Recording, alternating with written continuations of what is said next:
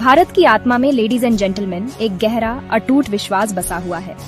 एक विश्वास जो दो प्राचीन शब्दों में समाया है, वसुधैव कुटुंबकम।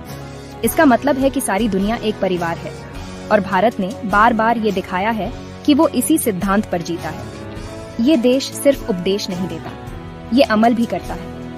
ये दोस्ती का, मदद का, दिलासे का हाथ बढ़ाता है, सिर्फ अपने दोस्तों की तरफ नहीं बल्कि उनकी तरफ भी जो शायद वैसा जवाब न दे। यही भारत की असली ताकत है, एक चारित्रिक ताकत जो हमारी पहचान है। भारत की करुणा शर्तों पर नहीं चलती। ये कोई लेन देन का मामला नहीं है। जब कोई आपदा आती है, जब इंसानी जिंदगियां दांव पर होती हैं, तो भारत कार्रवाई करने से पहले पॉलिटिकल बही खाते या पुरानी शिकायतें नहीं देखता। वो नैतिक स्पष्टता के साथ काम करता है, दुख कम करने की एक स्वाभाविक इच्छा से प्रेरित होकर। ये वो भारत है जो शान से खड़ा है, एक ऐसा भारत जो कड़वाहट को इंसानियत के प्रति अपने मूल कर्तव्य पर हावी नहीं होने देता।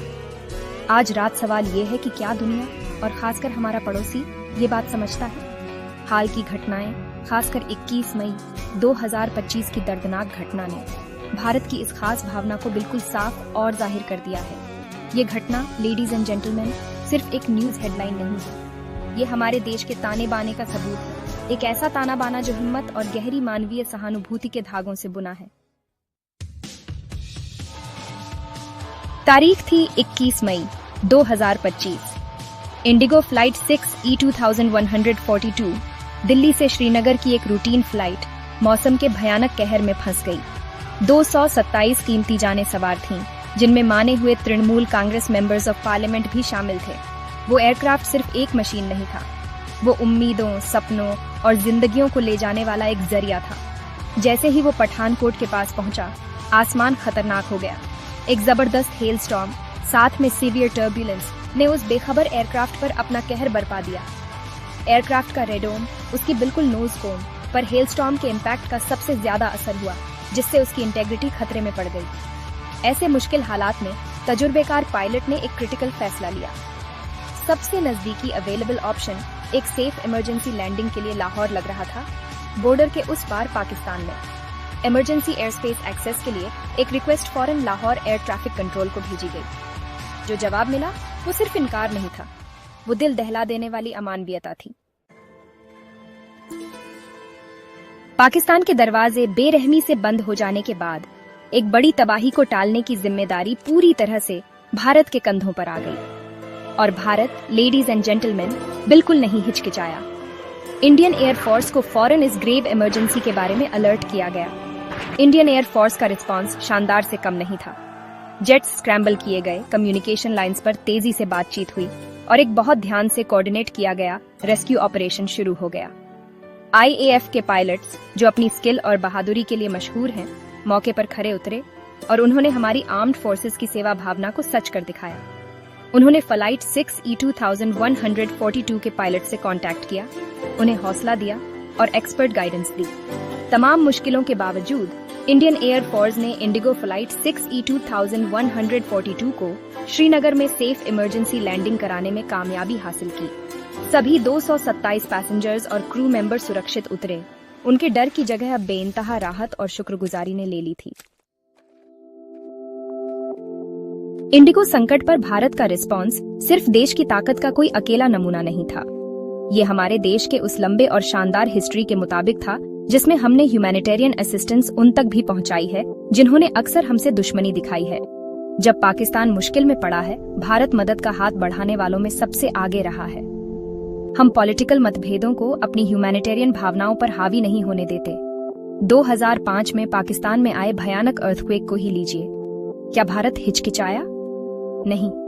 हमने फौरन रिलीफ मटेरियल्स भेजे, प्लेन लोड्स भर भर कर एड भेजी ताकि अफेक्टेड कम्युनिटीज को उनकी जरूरत की घड़ी में सपोर्ट मिल सके। फिर 2010 में जब पाकिस्तान में सिवियर फ्लड्स आए, भारत ने एक बार फिर आगे बढ़कर मदद की। अभी हाल ही में ग्लोबल कोविड-19 पैंडेमिक के दौरान हमारी वैक्सीन मेट्री इनिशिएटिव के तहत भारत ने लाइफ सेविंग वैक्सीन्स पाकिस्तान को सप्लाई की। अब भारत की इस कंसिस्टेंट दरियादिली की तुलना पाकिस्तान के एक्शन से कीजिए, खासकर 21 मई 2025 को उसके कंडक्ट से। 227 लोगों को ले जा रहे सीवियर डिस्ट्रेस में फंसे एक सिविलियन एयरक्राफ्ट को इमरजेंसी एयर स्पेस एक्सेस देने से इनकार करना सिर्फ इंटरनेशनल एविएशन नॉर्म्स का उल्लंघन नहीं है, ये एक बहुत बड़ी मॉरल फेलिंग है।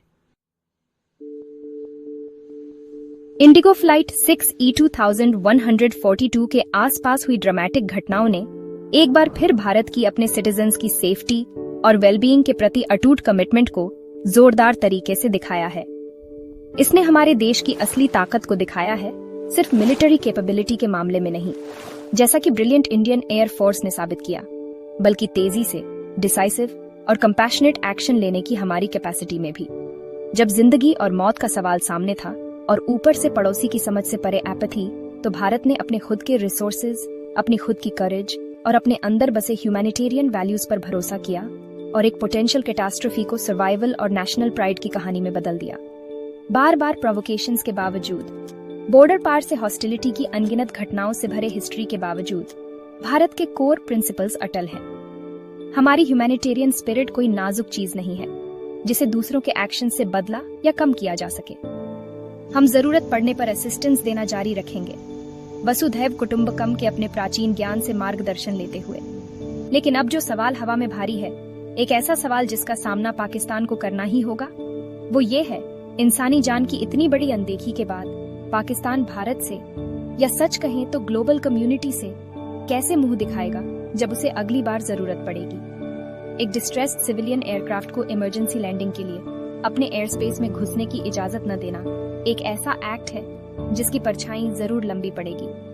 जो देश संकट की घड़ी में इतनी बेरहमी से पेश आता है, वो अपनी जरूरत के वक्त सिंपैथी या सपोर्ट की उम्मीद कैसे कर सकता है।